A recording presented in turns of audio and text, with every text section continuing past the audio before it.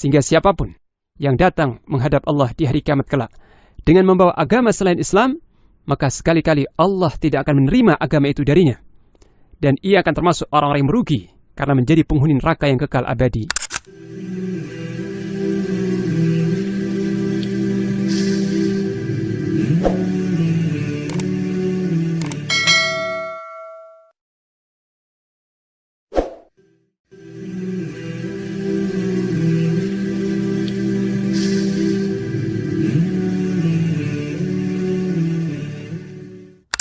السلام عليكم ورحمة الله وبركاته. إن الحمد لله نحمده ونستعينه ونستغفره ونستهديه ونعوذ بالله من شرور أنفسنا وسيئات أعمالنا من يهده الله فلا مضل له ومن يضلل فلا هادي له أشهد أن لا إله إلا الله وحده لا شريك له وأشهد أن محمدا عبده ورسوله صلى الله عليه وعلى آله وصحبه ومن اتبعهم بإحسان إلى يوم الدين. أما بعد, kaum muslimin rahimakumullah, para pendengar yang budiman.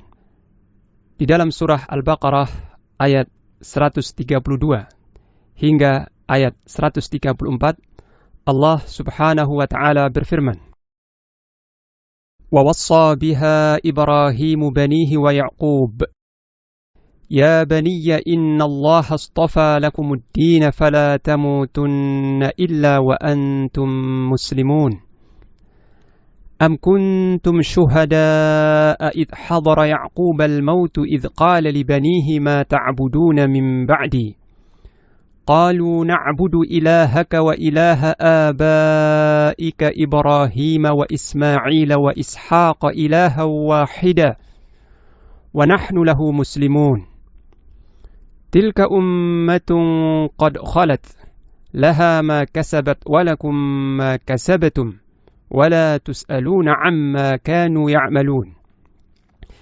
Yang makna dari ayat-ayat yang mulia tersebut adalah, dan Nabi Ibrahim alaihissalam telah mewasiatkan kepada anak-anaknya untuk senantiasa teguh di atas Islam. Demikian pula Nabi Ya'qub alaihissalam.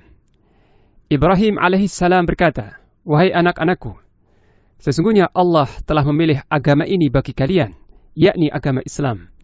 Maka janganlah kalian mati kecuali dalam memeluk agama Islam." Adakah kalian menyaksikan dan hadir ketika tanda-tanda kematian datang menghampiri Nabi Ya'qub alaihissalam, ketika ia berkata kepada anak-anaknya, "Apa yang akan kalian sembah sepeninggalku?" Mereka menjawab, "Kami akan menyembah sesembahanmu dan sesembahan orang-orang tuamu, yaitu Nabi Ibrahim, Nabi Ismail, dan Nabi Ishaq alaihissalatu wassalam, yaitu ilah yang Maha Esa, dan kami hanya tunduk patuh kepadanya." Itu adalah umat yang telah berlalu. Bagi mereka, amal-amal yang telah mereka kerjakan. Dan bagi kalian, amal-amal yang telah kalian kerjakan. Dan kalian tidak akan diminta pertanggungjawaban tentang apa yang telah mereka kerjakan. Pendengar yang budiman, rahimakumullah. Pada ayat ke-132 tersebut, Allah subhanahu wa ta'ala memberikan jawaban terhadap kaum muslimin dan ahlul kitab. Karena agama Islam yang berlandaskan tauhid ternyata telah diwasiatkan oleh Nabi Ibrahim alaihissalam kepada anak cucunya. Sebagaimana Nabi Ya'qub alaihissalam juga telah mewasiatkan agama tauhid ini kepada anak keturunannya. Lalu, di manakah posisi agama berhala kaum musyrikin Arab, agama Yahudi dan Nasrani dari agama Nabi Ibrahim alaihissalam? Bagi setiap orang yang berakal, tentu dapat merenungi dan memahami perkara ini. Yakni, tidak ada sangkut pautnya sama sekali antara agama mereka, itu agama kaum musyrikin, agama kaum Yahudi dan Nasrani, dengan agama Nabi Ibrahim alaihissalam. Kemudian, pada ayat selanjutnya, yaitu ayat yang ke-133, ayat ini menjelaskan mengenai cemoohan terhadap orang-orang Yahudi yang memberikan kesaksian palsu saat mereka bertanya kepada Rasulullah sallallahu alaihi wasallam, "Bukankah engkau telah mengetahui, wahai Rasulullah, bahwa Nabi Ya'qub alaihissalam telah mewasiatkan kepada anak-anaknya untuk berpegang teguh dengan agama Yahudi. Ini pertanyaan kaum Yahudi kepada Rasulullah SAW. Maka turunlah firman Allah Ta'ala, atau Allah Ta'ala yang menjawab dengan berfirman, Am kuntum syuhada, al-ayah. Apakah kalian hadir dan menyaksikan? Yani, apakah kalian, wahai kaum Yahudi, hadir dan menjadi saksi-saksi nyata tatkala Nabi Ya'qub alaihissalam pada detik-detik menjelang kematiannya, ketika beliau bertanya kepada anak-anaknya, wahai anak-anakku, apakah yang akan kalian sembah sepeninggalku kelak? Maka seluruh anak-anaknya sepakat menjawab, kami akan menyembah sesembahanmu, wahai ayah, dan juga sesembahan orang-orang tuamu, yaitu Nabi Ibrahim, Nabi Ismail, Nabi Ishak alaihimussalam, yaitu sesembahan yang Maha Esa. Kami akan senantiasa mengesakannya dalam beribadah, tanpa mengambil tandingan ataupun sekutu di sampingnya. Dan kami adalah orang-orang Muslim. Allah Ta'ala bertanya kepada kaum Yahudi, apakah kalian hadir dan menyaksikan di saat terjadinya peristiwa ini, yaitu peristiwa wasiatnya Nabi Ya'qub alaihissalam kepada putra-putranya untuk senantiasa teguh mengesahkan Allah Ta'ala, mentauhidkannya, dan berpegang teguh dengan agama Allah, yaitu Islam. Apakah kalian hadir dan menyaksikan peristiwa yang bersejarah ini? Nah, apabila kaum Yahudi berkata, iya, kami hadir dan menyaksikan, maka itu adalah kebohongan besar. Sebab mereka tidak hidup sezaman dengan Nabi Ya'qub alaihissalam. Dan jika mereka, kaum Yahudi berkata, tidak, kami tidak hadir dan tidak pula menyaksikan, maka pengakuan atau klaim mereka bahwa Ya'qub alaihissalam mewasiatkan agama Yahudi kepada anak-anaknya dengan sendirinya batal. Dengan demikian, semakin jelaslah bahwa Nabi Ya'qub alaihissalam mewasiatkan kepada anak keturunannya agama Islam. Kemudian pada ayat ke-134 Allah Subhanahu wa Ta'ala menyudahi celotehan kaum Yahudi dengan berfirman bahwa mereka itu, yakni Nabi Ibrahim, Nabi Ismail, Nabi Ya'qub, Nabi Ishak alaihimussalatu wassalam, adalah umat yang telah berlalu masanya. Kalian semua tidak akan ditanyai tentang amal-amal perbuatan mereka, dan mereka pun tidak akan ditanya tentang amal perbuatan kalian. Namun yang akan ditanyakan kepada kalian hanyalah amal perbuatan kalian sendiri. Maka oleh karena itu, tinggalkan perdebatan kosong yang kalian tidak memiliki ilmu tentangnya, dan bersegeralah untuk melakukan apa yang bermanfaat bagi kalian, yaitu bekal untuk kehidupan akhirat, yaitu dengan cara beriman kepada Allah Ta'ala, mengesahkan Allah, dan beramal saleh. Dan semua itu tidak mungkin akan terwujud kecuali dengan memeluk Islam, agama yang diserukan oleh seluruh nabi. Maka masuklah kalian, wahai kaum Yahudi, ke dalam agama Islam. Pendengar yang budiman, dari pemaparan ayat-ayat tersebut dan penjelasannya, kita dapat mengambil beberapa kesimpulan dan pelajaran penting dari ayat tersebut. Yang pertama adalah, Al-Islam adalah agama seluruh nabi dan rasul. Tidak ada seorang nabi dan rasul yang diutus oleh Allah Ta'ala kecuali menyeru kepada Islam. Walaupun syariat dan tata cara amal ibadah mereka berbeda-beda, akan tetapi agama mereka satu, yaitu Islam. Dan makna Islam di sini adalah kepatuhan dan kepasrahan kepada Allah Ta'ala dengan mengikuti syariat yang diturunkannya. Itulah sebabnya Rasulullah Muhammad sallallahu alaihi wasallam pernah bersabda, "Nahnu ma'syaral anbiya ikhwatun li'allat, dinuna wahid."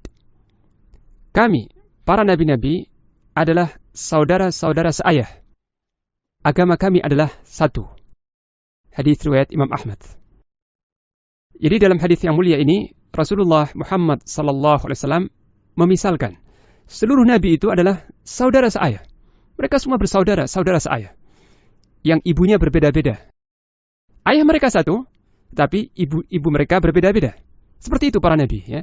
Agama mereka satu, tapi syariat dan tata cara ibadat mereka berbeda-beda. Maka selain Islam adalah agama yang batil, menyimpang, dan akan ditolak oleh Allah Subhanahu wa Ta'ala. Sehingga siapapun yang datang menghadap Allah di hari kiamat kelak dengan membawa agama selain Islam, maka sekali-kali Allah tidak akan menerima agama itu darinya, dan ia akan termasuk orang-orang yang merugi karena menjadi penghuni neraka yang kekal abadi. Na'udzubillah min dzalik. Yang kedua, disunahkan bagi seorang yang sakit, khususnya sakit yang akan membawa ajal, untuk berwasiat kepada anak-anaknya dan segenap keluarganya agar mereka semua senantiasa memegang teguh Islam, senantiasa teguh memegang tauhid dan berada dalam naungan Islam sampai akhir hayat mereka. Pelajaran ini dapat kita petik dari wasiat Nabi Ibrahim dan Nabi Ya'qub alaihi wassalatu wassalam. Kemudian yang ketiga, menjelaskan mengenai kebohongan kaum Yahudi.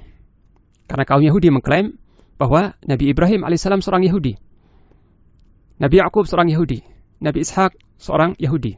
Dan para nabi itu berwasiat kepada putra-putranya untuk memegang teguh agama Yahudi. Ini kebohongan besar kaum Yahudi. Dan telah dibantah oleh Allah Ta'ala dalam ayat-ayat yang mutlak ini.